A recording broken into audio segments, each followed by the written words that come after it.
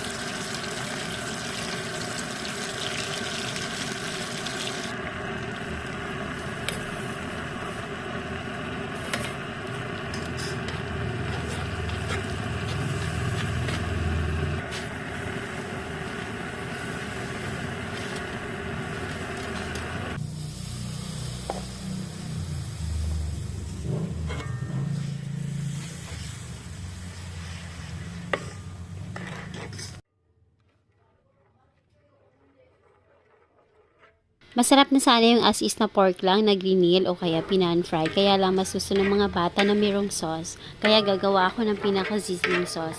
Tapos ayan, para madagdagan ng kulay at kulangan pa ako sa alat, naglagay ako ng konting soy sauce.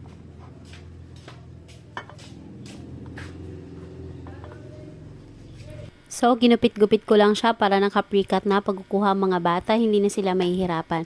Tapos ito yung pinaka-sizzling sauce niya. Mas special sana to tingnan kung naka-sizzling plate, kaya lang hindi naman pwede sa mga bata.